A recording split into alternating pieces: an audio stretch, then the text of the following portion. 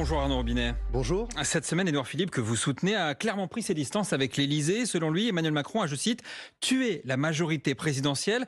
Comment Édouard Philippe imagine créer cette majorité parlementaire qu'il appelle de ses voeux ? Quand on prend la décision de dissoudre, on met fin à une histoire. Donc on met fin à la majorité présidentielle, du moins à l'ex-majorité présidentielle. Donc aujourd'hui, l'objectif est de recréer donc une nouvelle majorité présidentielle sur de nouvelles bases. Derrière, comme l'a dit Édouard Philippe, c'est élargir cette majorité, c'est rassembler le bloc central, parce que il n'y a pas de fatalité entre LFI et le Rassemblement national. Il y a la possibilité en France d'avoir un bloc central, travailler ensemble, des sociodémocrates, mais qui jusqu'au LR modéré. Très concrètement, parce que dire sociodémocrate très largement, oui, on peut l'entendre, mais concrètement, ce sont des hommes et des femmes qu'il va falloir mettre à peu près dans le même camp. Mais bien évidemment, tous celles et ceux, notamment, qui ont soutenu la liste de M. Glucksmann aux européennes, celles et ceux qui refusent de faire une alliance avec l'extrême gauche, ils ont leur place dans ce bloc central, dans une grande majorité présidentielle, pour faire avancer bien sûr notre pays et surtout pour prendre les mesures nécessaires. Mais quand même, dans ce bloc central, comme vous dites, rassemblé depuis la droite jusqu'aux écologistes, ça semble quand même très compliqué. Là. Vous savez, nous sommes face à une situation assez exceptionnelle. Est-ce que l'on veut être simplement observateur et se dire ben voilà, soyons fatalistes, entre guillemets, aujourd'hui, ce sont deux blocs qui s'affrontent, l'extrême droite, l'extrême gauche, ou est-ce que face à cette situation exceptionnelle, les républicains décident, les républicains au sens large du terme, décident de se rassembler pour porter un projet pour les 3 ans qui restent ? En même temps, en fait, on est en train de parler d'une espèce de troisième tour, puisque pour l'instant, d'ailleurs, si on regarde les sondages, cette hypothèse n'existe pas. Est-ce qu'en coulisses, les discussions, elles ont déjà commencé ? Est-ce qu'Édouard Philippe, de manière informelle, il a déjà commencé à discuter avec certains responsables à gauche, par exemple ? Vous savez, Édouard Philippe, depuis maintenant plusieurs mois, je dirais quelques années, aujourd'hui, discute avec tout le monde. Beaucoup de terrain à la rencontre des élus, qu'ils soient des élus d'ailleurs de Renaissance, d'Horizon et même au-delà, pour échanger, dialoguer sur des sujets extrêmement importants qui intéressent les Français, qui préoccupent les Français, soit la santé, l'éducation, la question de la dette publique. C'est un homme d'ouverture, oui, donc il. Et donc ça veut dire que des discussions existent avec Raphaël Glucksmann, avec. Alors, je ne sais pas si des discussions existent vraiment avec Raphaël Glucksmann, mais en tout cas des discussions existent, des échanges existent avec toutes celles et ceux qui refusent cette fatalité. Alors on a vu qu'Édouard Philippe, on l'a dit, a pris ses distances quand même d'une certaine façon avec Emmanuel Macron. Est-ce que finalement ça, c'est pas un affichage d'une certaine désunion dans ce qui était la majorité présidentielle ? Est-ce qu'on peut reprocher à Édouard Philippe de ne pas avoir été loyal depuis 2017 ? Il l'a été jusqu'au bout. Et maintenant c'est fini ? Non, je ne dis pas que c'est terminé. Aujourd'hui, il prend acte d'une décision du président de la République de dissoudre l'Assemblée nationale. Donc c'est une nouvelle histoire qui va s'écrire. La page a été tournée. À partir de là, c'est pas Édouard Philippe qui a décidé, je veux dire, de dissoudre l'Assemblée nationale. C'est bien le président de la République qui a décidé à 21h02 le soir des élections européennes de dissoudre l'Assemblée nationale. Donc à partir de là, la désunion, elle vient plutôt de l'Élysée que de chez Édouard Philippe. Mais ça veut dire que chez Horizon, on considère que quand Emmanuel Macron a dissous l'Assemblée, il a aussi dissous, il s'est auto-dissous, il a dissous aussi le macronisme. Hier, François Hollande disait le macronisme, si tant est qu'il ait existé, c'est terminé. Vous aussi, vous pensez que le macronisme a été dissous avec cette dissolution ? Je crois qu'il faut en prendre acte. Le président a mis fin à sa majorité présidentielle. Mais le macronisme, c'était aussi une idée, le dépassement auquel. Non, alors ça dépend comment on définit le macronisme. Vous savez. Certains ont cherché pendant des années. Vous savez, le dépassement, il a aussi existé avant l'arrivée d'Emmanuel Macron. C'est-à-dire rassembler celles et ceux qui veulent travailler ensemble, qui ont des idéaux communs sur des sujets aussi bien précis. C'est-à-dire rassembler celles et ceux dont les choses rassemblent plus que divisent. Donc le macronisme, moi je ne sais pas ce que c'est en tant que tel le macronisme. Au bout de 7 ans, on ne sait toujours pas ce que c'est que le macronisme. En tout cas, moi ce que je vois, c'est que le macronisme, si c'est dire aujourd'hui, le macronisme, c'est donner au bloc extrême de pouvoir exister et d'être présent sur la scène nationale et avoir des résultats tels qu'on les connaît aujourd'hui, si c'est ça, je n'y adhère pas. Mais je ne veux pas donner cette définition du macronisme. C'était rassembler celles et ceux qui voulaient travailler ensemble, mettre fin peut-être à cette opposition droite-gauche. On voit que c'est un échec d'une certaine manière aujourd'hui et qu'il faut réécrire une nouvelle page. Alors justement, Arnaud Robinet, vous êtes le maire de Reims, donc vous rencontrez très régulièrement des électeurs, hein, tous les jours, nos concitoyens. Par rapport à la figure d'Emmanuel Macron, on se souvient qu'en 2017, évidemment, c'était une figure rassembleuse. Est-ce qu'aujourd'hui, vous diriez qu'au contraire, il fait un peu figure de, on va dire, allez, carrément d'épouvantail ?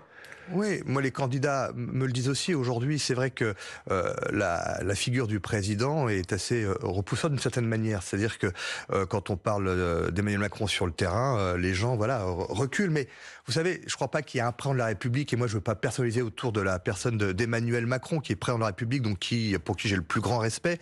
Mais force est de constater que d'ailleurs tous les présidents de la République ont eu un moment ou un autre dans leur mandat, je dirais, cet effet repoussoir, cet effet, je dirais, stop, on n'en veut plus, on veut changer. C'est le cas aujourd'hui. Peut-être que les réformes qui ont été menées ont été aussi peut-être aussi des réformes courageuses. Et donc justement, quand on dit prendre du courage, c'est aussi parfois ne pas être louis d'or pour tout le monde. C'est peut-être ça qui explique cela aujourd'hui. Force est de constater aujourd'hui, c'est que nous sommes à la fin d'une histoire. Il n'y a plus de majorité présidentielle. Il faut tout reconstruire. Juste un dernier mot, puisqu'on parlait de la Marne. Dans la Marne, il y a 5 circonscriptions. Et sur ces 5, il y avait 4 députés sortants de la majorité présidentielle. On ne va pas rentrer dans le détail de ces circos, mais le RN, dans la Marne, il a recueilli 40% des voix aux européennes. C'est 25 points de plus que la macroniste Valérie Ayé. Est-ce que là, il ne faudrait pas un miracle pour sauver les candidats de la majorité présidentielle ? À Reims, le RN, c'est 28%. Aujourd'hui, les candidats sont sur le terrain. Nous sommes à leur côté. Et vous savez, une élection... c'est quand même 2 fois plus que les mais on peut pas. Moi, je dis toujours, on ne peut pas transposer les résultats de l'élection européenne à une autre élection. Les élections législatives, certes, sont des élections nationales, mais il y a aussi cette particularité du contact avec les électeurs. Il y a cette donne personnelle des candidats. Et je reste persuadé que dans la Marne, nous pourrons sauver nos circonscriptions. Arnaud Robinet, maire Horizon de Reims. On se retrouve dans un instant. Il est bientôt 8h40. Le fil info, c'est Claire Checaglini.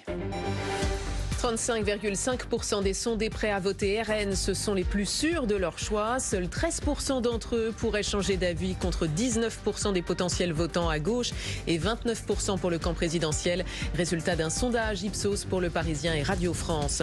J'ai l'intention de gouverner ce pays. Exit la mise en retrait souhaitée par ses alliés de gauche. Jean-Luc Mélenchon remet une pièce dans la machine. Sur France 5, hier, l'ex-leader des Insoumis a insisté sur la nécessaire unité de son camp. Lancement d'une mission d'évaluation en Isère après les inondations, annonce du ministre de la Transition écologique.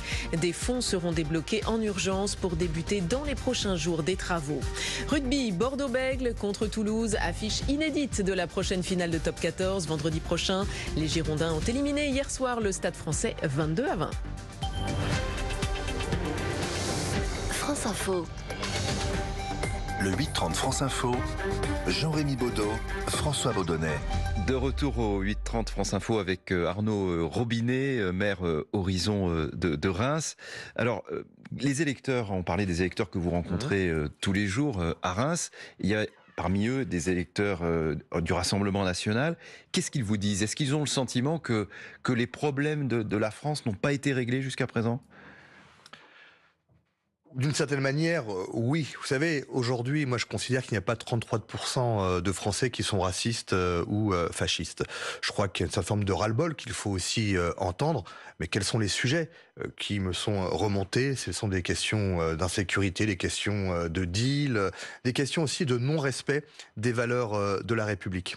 Et est-ce que Emmanuel Macron, qui est au pouvoir donc depuis 2017 maintenant, est-ce que vous pensez qu'il avait pris en compte ces aspects d'insécurité, par exemple, depuis le début ? Force est de constater que oui. Alors, est-ce que c'était mal expliqué ou mal compris ? Mais nous avons eu des augmentations d'effectifs chez les forces de l'ordre. Il y a eu aussi le sujet d'un certain nombre de dispositifs qui ont été mis en place dans nos quartiers prioritaires de la ville.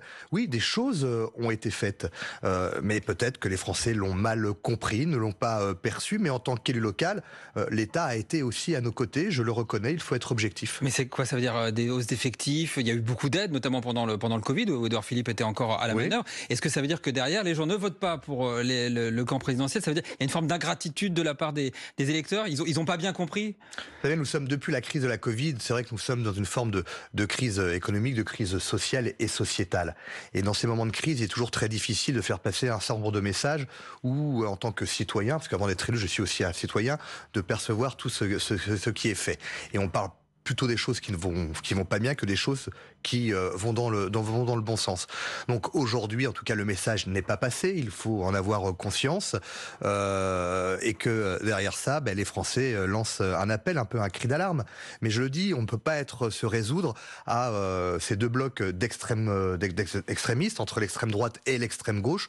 Aujourd'hui, même si on peut avoir des critiques sur cette dissolution, sur le pourquoi du comment, je crois qu'aujourd'hui, voilà, il faut regarder vers l'avant et dire aux Français, il y a une troisième voie possible si on veut vraiment répondre aux défis auxquels nous faisons face et si on veut éviter ces deux extrêmes. Mais est-ce que vous savez que quand, là vous avez dit par exemple le message n'est pas passé, ça veut dire encore une fois qu'il faudrait faire de la pédagogie. En gros, les Français n'auraient pas compris ce que vous voulez leur expliquer. À chaque fois que en fait le gouvernement dit on doit faire de la pédagogie, ça fait monter le Rassemblement national. Parce que les gens se disent on a très très bien compris, sauf qu'on n'est pas d'accord avec ce qu'on veut nous dire. Est-ce que vous êtes conscient de ça? Ça, c'est ce qu'on appelle la démocratie, bien évidemment. C'est-à-dire qu'il y a un moment, il y a des responsables politiques qui prennent des décisions. Les Français sont d'accord ou pas d'accord, ils s'expriment à travers les urnes. Mais je veux être objectif. Je veux dire que ce qui a été fait, notamment depuis la crise sanitaire, ont permis quand même aux Français de conserver, je dirais, leur pouvoir d'achat, je dirais, de sauver les entreprises, un certain nombre de dispositifs qui ont permis à la France de garder la tête hors de l'eau. C'est pour ça que je parlais d'une forme d'ingratitude.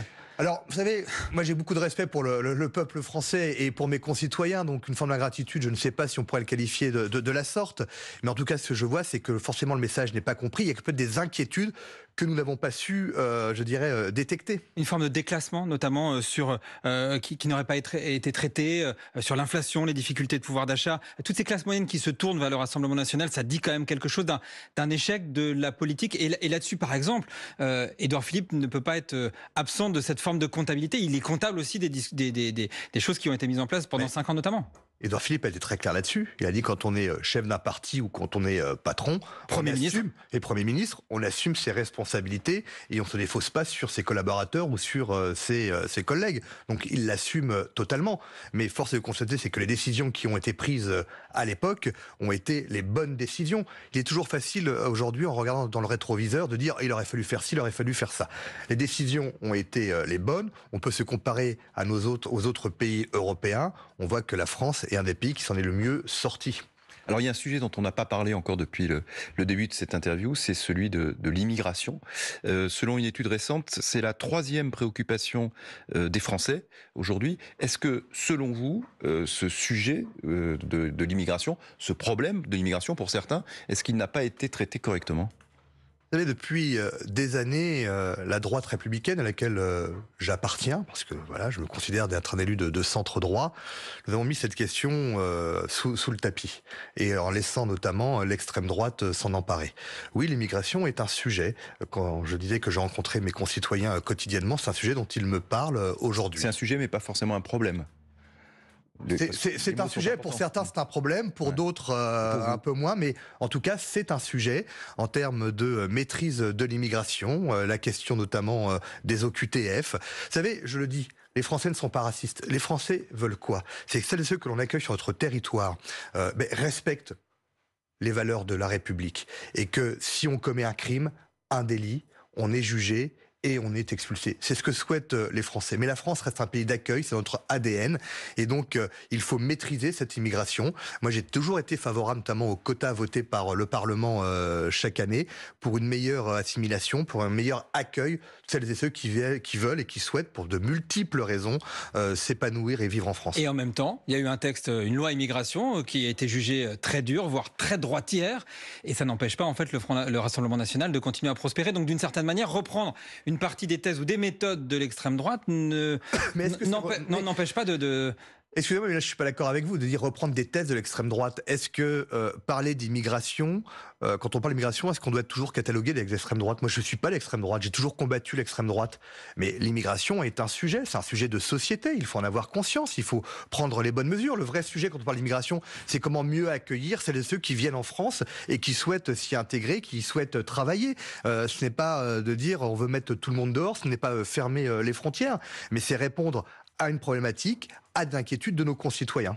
Depuis l'annonce de la dissolution, Emmanuel Macron, comme l'ensemble de la majorité, vous le faites aussi, mais vraiment dos à dos, le Rassemblement national et le nouveau Front populaire, expliquant que chaque solution emmènerait au chaos économique. On a l'impression que le discours, c'est nous ou le chaos. Et ça, manifestement, les Français répondent à 20%, enfin à 80%. En fait, non. C'est tout le travail qui nous reste à faire durant cette dernière semaine. Oui, l'extrême gauche ou l'extrême droite, c'est le chaos.